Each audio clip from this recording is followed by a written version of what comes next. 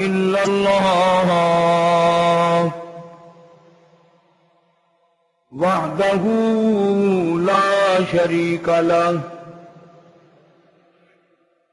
ونشهد أن سيدنا وسندنا ونبينا وشفيعنا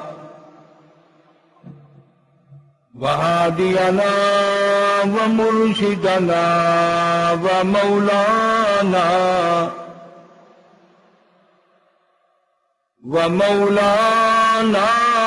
محمدا عبده ورسوله أرسله بالحق بشيرا ونذيرا صلى الله تعالى عليه وعلى آله وأصحابه وأزواجه وذرياته وبارك وسلم تسليما كثيرا كثيرا. أما بعد فأعوذ بالله السميع العليم من الشيطان الرجيم. بسم الله الرحمن الرحيم.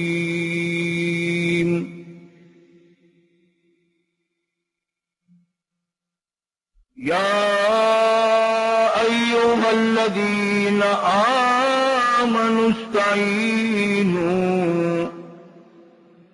استعينوا بالصبر والصلاة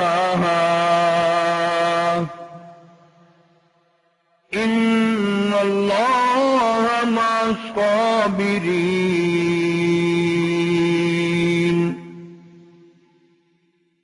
ولا تقولوا لمن يقتل في سبيل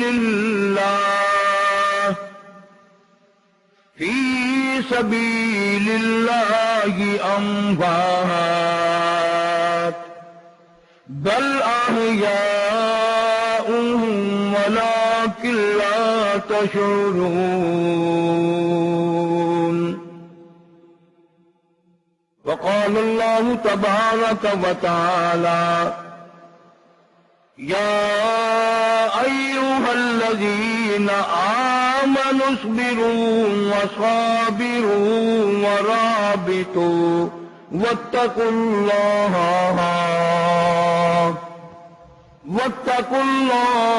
لعلكم تفلحون. وقال النبي صلى الله تعالى عليه وسلم: إنما الأعمال بالنيات وإنما لامرئ ما نوى. صدق الله مولانا العلي العظيم وصدق رسوله النبي الكريم ونحن على ذلك لمن الشاهدين والشاكرين والحمد لله رب العالمين. اللهم صل على محمد وعلى آل محمد كما صليت على إبراهيم وعلى آل إبراهيم إنك حميد مجيد. اللهم بارك على محمد وعلى آل محمد كما باركت على إبراهيم وعلى آل إبراهيم إنك حميد مجيد. سبحانہ وتعالی وتقدس نے مسلمانان عالم کو توفیق دی مہربانی فرمائی کہ ہم سب کی زندگی میں اللہ نے رمضان المبارک کا بابرکت مہینہ عطا فرمایا، لوگوں نے اس کا احترام کیا، جنہوں نے روزے رکھے، تراویحیں پڑھی، قرآن کریم کی تلاوت کی، خیرات زکوٰۃ دی، اللہ سب کی قبول فرمائے، اور رمضان قرآن کے صدقے میں اللہ پاک سب کے گناہوں کو معاف فرمائے۔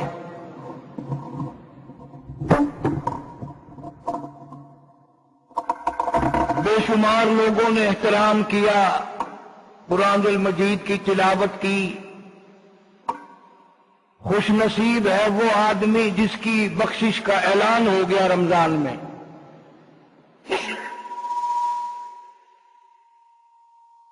بڑا خوش بخت ہے وہ آدمی جس کا رمضان المبارک میں اللہ تعالی کی طرف سے بخشش کا اعلان ہو گیا۔ حدیث پاک میں ارشاد ہے، حضور کریم صلی اللہ علیہ وسلم نے فرمایا، کچھ لوگ ایسے ہیں جن کی بخشش کا اعلان رمضان المبارک کے پہلے عشرے میں، پہلے دھاکے میں کر دیا جاتا ہے۔ کچھ لوگ ایسے ہیں کہ ان کی مغفرت کا اعلان دوسرے دھائے میں، دوسرے عشرے میں ہوتا ہے۔ کچھ لوگ ایسے ہیں کہ جن کی بخشش کا اعلان آخری عشرے میں ہوتا ہے۔ یوں آتا ہے حدیث کی کتابوں میں، ارشاد ہے حضور اکرم صلی اللہ علیہ وسلم کا کہ روزہ کے شام کے افطار کے وقت 10 لاکھ آدمیوں کو دوزخ سے نکال کر جنت کا داخلہ عطا کیا جاتا ہے۔ 10 لاکھ آدمی روزانہ کا۔ اور بڑا بد نصیب ہے وہ آدمی کہ رمضان سارا گزر گیا اور اس کی بخشش کا اعلان نہیں ہوا۔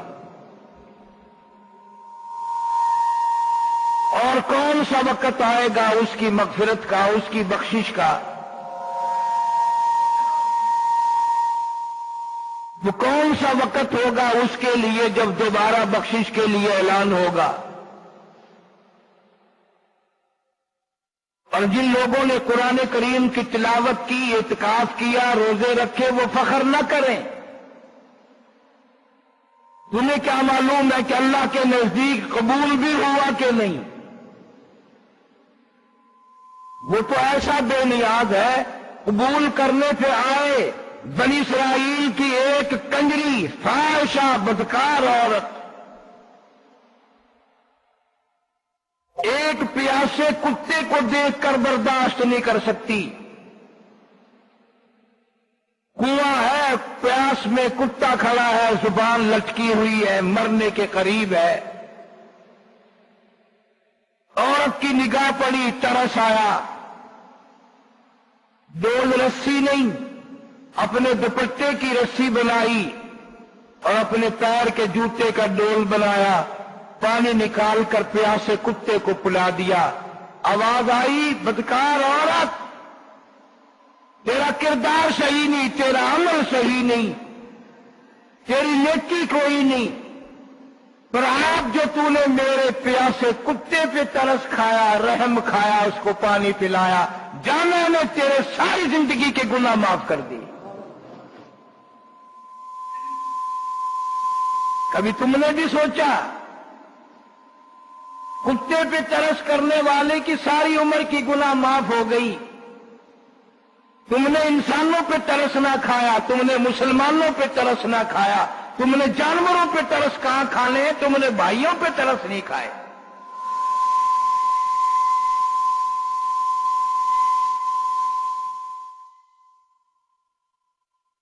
وہ کون سا وقت ہوگا جب اللہ تبارک و تعالی ہمیں دوبارہ زندگی دیں گے، پھر ہم کچھ کر سکیں گے؟